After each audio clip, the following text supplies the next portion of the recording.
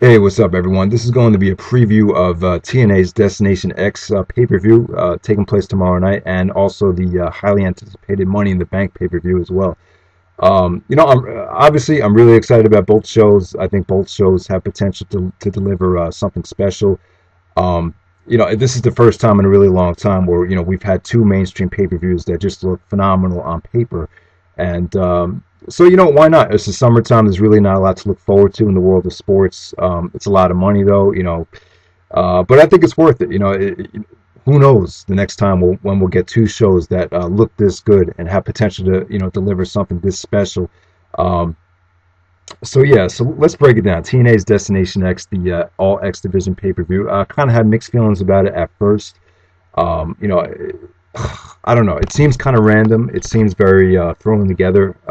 And this might be just a way to to say to everyone to fuck off because and I'm talking from a Booker's mentality. Vince Russo, Bischoff, they could be just like I'm sure many people have said this already. Like this could be just a way just to get the internet fans to shut up. Like we told you so. You guys didn't draw money, so now we're just gonna do what we want to do. So that could be the mentality. I don't think the buy rate will be great. I think no matter what, we're just gonna get an average buy rate. I think the buy rate will be a little bit higher than your average TNA pay-per-view, but not to the point where they're gonna change anything. However, though, I think if the show really delivers above expectations, like an Unbreakable 2005 level, that type of thing, which would be really tough to top. But I think if that happens, we could slowly see some type of change. I wouldn't rule it out. I think anything's possible. So we'll see what happens. Yeah, so Destination X, let's break down the card. It looks like Doug Williams is going to be in a match against a mystery opponent. I'm not sure who this will be, but I think Kurt Angle definitely needs to be on the show. I think Angle's someone that a lot of people want to see mixed up with some X Division guys. I think Low Key versus Angle is something that they dropped the ball on. I think that match should have taken place on this show. That's been a dream match of mine for years. Something that they should have capitalized on back in 2007 when they were both in the company. But I think Angle versus Doug Williams will be a really a hell of a matchup. I think the two great wrestlers. I think they're pretty evenly matched, but at the same time, they both bring something different to the table. So I think that'll be a nice mix of styles. So yeah, next up we'll have Shima Xion, Jack Evans, Low Key, and Austin Aries, a four-way match. The winner of this match will actually receive a TNA contract. So I think either Low Key or Aries is going to win this match. Part of the reason I really want to order this show is because of Austin Aries. This will be the first time I've seen him back in TNA. I'm really happy for him. It seems like Aries is kind of struggling. Really didn't know what he wanted to do. Ring of Honor let go of him. The really what as far as the Indies, he pretty much did everything. The first two-time Ring of Honor World Champion. It doesn't really get any higher than that. So I'm glad that he has a chance to make some money. Hopefully, he'll win this match and stay with the company. I think Aries actually fits the the TNA X Division mold because I definitely think I see more of like a Dragon Gate high flyer X Division type of guy. So really excited about Aries. Low Key, I really want to see Low Key stay in TNA even more so than coming over to Ring of Honor. I think, when you think about the early days of TNA, the first guys you think about are AJ Styles and Low Key. So, he's definitely, synonymous with TNA. I think everyone's always going to see Low Key as a TNA homegrown talent. And, I think they need to spend the money and just capitalize on him. I definitely think he's that talented, and it's someone that you really don't want to let go of again.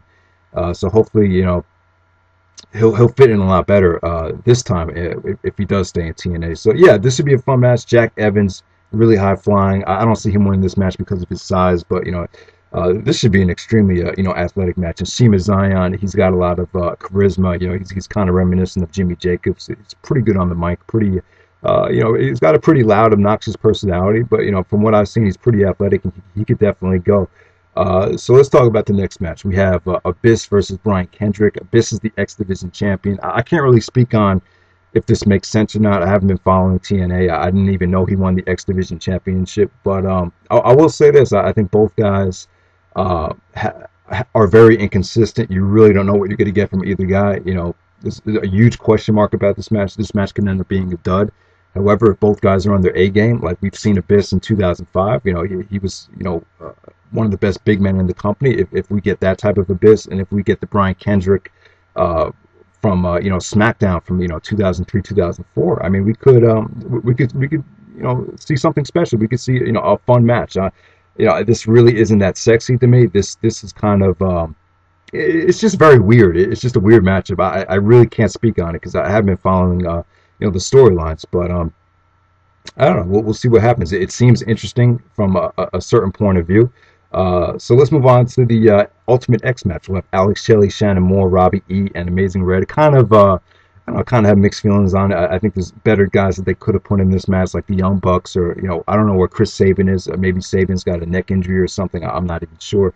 But Shelley's in the match. Shelley's been promoted for this pay-per-view. I really think he's going to deliver. Shelley's proven in the past that he thrives in these type of matches. He's not going to let you down. He's very reliable.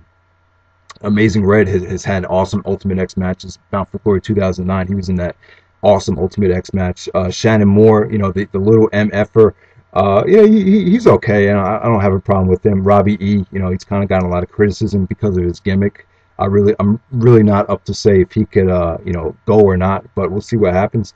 Rob Van Dam versus Jerry Lynn. Really excited about it. I think these guys deserve a chance to finally touch, and it's finally going to happen. It's 10 years after the last match. I guess this will be the first time they've really gotten the chance to just go out there and see if they still have it together. We'll see if the chemistry's still there, which I think it will be. Van Dam's got a lot of criticism over the last couple of years about kind of being disappointing in TNA, not really caring. He seems like he's a little bit uninterested and unmotivated. Maybe he's just there for the money.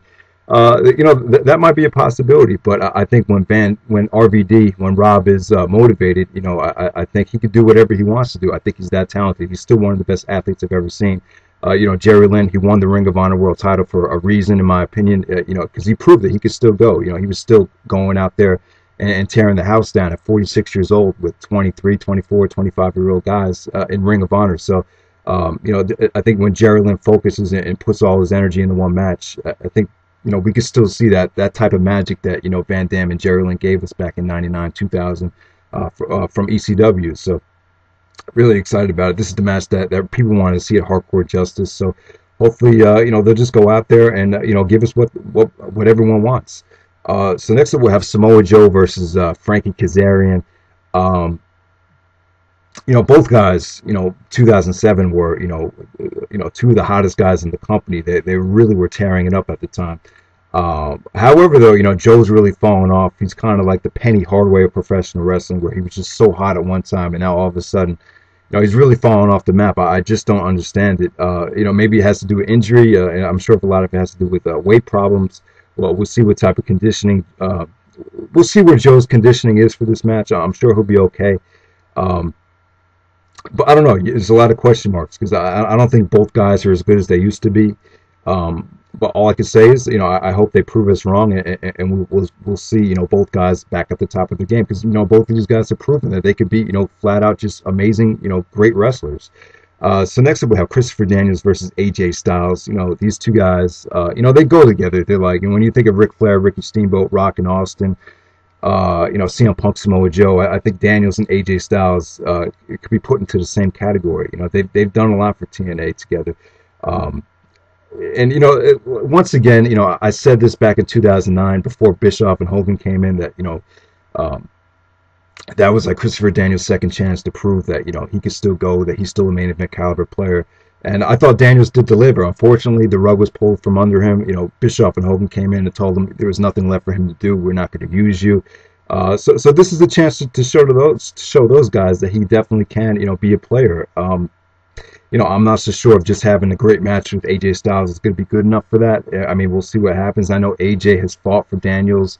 AJ wanted Daniels to come back. He's really pissed off when Daniels left TNA. So hopefully these guys just go out, work together, and create something special. I think if the crowd reacts to it a certain way, then it's going to hard to deny Christopher Daniels as a main event type of player in TNA, which I think he's good enough to win the TNA World Championship still at 40 years old. So yeah, I'm really excited about it.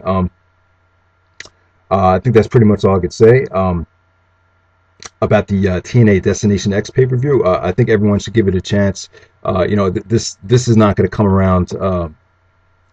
Probably not for a very, very long time. So definitely don't miss the opportunity to see some great wrestling in TNA.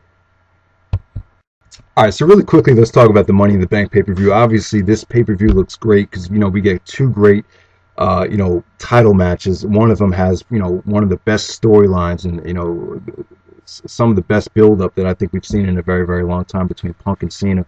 And there's just so much anticipation for, what the aftermath could be and, where the storyline is headed. This Punk just leave like Jericho, or this Punk do what he did in Ring of Honor and just, set the world on fire. I mean, we'll just have to wait and see what happens. But yeah, I mean, as far as the Money in the Bank matches, my problem with the Money in the Bank thing is I think it really devalued the credibility of the championships. I really think it has. Part of me wishes it would go away, but I'm not going to deny that it does make things fun. It makes things interesting. So I'm not going to complain about it too much. I think the injuries from 2007, with when Cena went down in 2007 and did not drop that belt, I think that really hurt the credibility of the titles, and also the constant Money in the Bank, bullshit changes like, Miz over Orton, and Swagger winning the belt, not really being put over, and just taking it like that. I definitely think that, made the titles just seem like, who gives a fuck, So, but that's just me. Like I said, I'm not going to deny these matches will still be fun. It's definitely a fun concept. The Raw Money in the Bank ladder match, I'm going to say Alberto Del Rio. I really can't see any one of these guys, becoming the world champion within the next year. I really can't. I know Del Rio won the Royal Rumble. I know he's got himself a #1 contender spot, probably at SummerSlam, but I don't know. I think if you give Del Rio the Money in the Bank briefcase, it kind of makes it seem like, oh, anything could happen. Once he got to come out and make his move, so it makes things really unpredictable. And I see Del Rio's the only one that's a threat. Mysterio's won the belt. Kofi's not ready. R-Truth, he had his chance. Swagger was a total flop as champion. Alex Riley, I'm not a big fan of the guy, and The Miz, who I really, really would hope that they don't, give him the briefcase just to, try to re-enhance his character back up again. I really hope that doesn't happen. So, I'm going to say Del Rio. SmackDown Money in the Bank ladder match: Daniel Bryan, Sin Cara, Sheamus, Cody Rhodes, Ted DiBiase, Kane, and Ezekiel Jackson. Now, obviously, I think they're going to give it to Sheamus. It seems like Sheamus is injecting himself into the Randy Orton and Christian feud. He wants to get payback on Orton, and at the same time, Christian's being the pain in the ass to him. So, I definitely see probably Sheamus winning this match. I would love to see, what Mickey Babylon proposed in his fantasy booking video, which was awesome, with Daniel Bryan potentially, winning the Money in the Bank, and then, him going up to Vince McMahon and saying, I'm the guy that's got to hunt down CM Punk, and I'm your guy that's going to, go out there and win the champ and take that championship off of Punk, and we're going to hunt him down and find him. I think that storyline is beautiful, but it sounds kind of too good to be true. But, we'll see what happens. Randy Orton and Christian for the world title in Chicago. I think, I love this series of matches. I really love this feud. It kind of gets you thinking that, it's been done so many times already. We're probably going to see, Sheamus interject himself into it and probably walk away with the title. I think that's a possibility. But I just want to talk about the actual match. I think this will be fun as hell. I think we'll finally start to see the fans kind of turning on Orton. And, I think Christian will get a lot of fan support because Chicago is a great crowd. Chicago is by far the best American crowd. So if they get time, and if there's not a screwy Money in the Bank, finish, I think this could be something epic, and I think this could top all their matches because of the crowd reaction. Then we have CM Punk versus John Cena. This is going to be this is like bigger than the WrestleMania main event. I think everyone knows that. This is the most highly anticipated title match in a really long time. So many possibilities. I think Vince should do the right thing. I don't think anyone wants to see the Jericho thing happen where Cena just beats him and then they carry Punk away and Punk is done.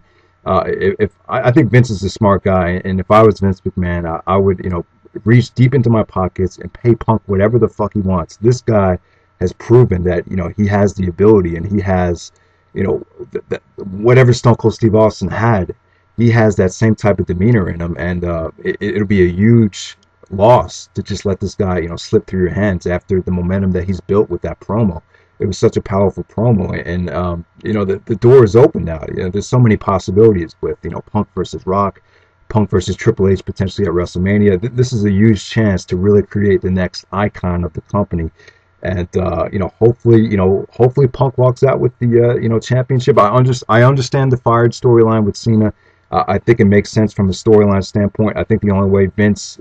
McMahon character would have agreed to the match would be to have the stipulation. So I understand it, but hopefully we'll just get something epic. Hopefully the WWE doesn't give us the predictable thing, and so we'll see what happens. Very exciting time.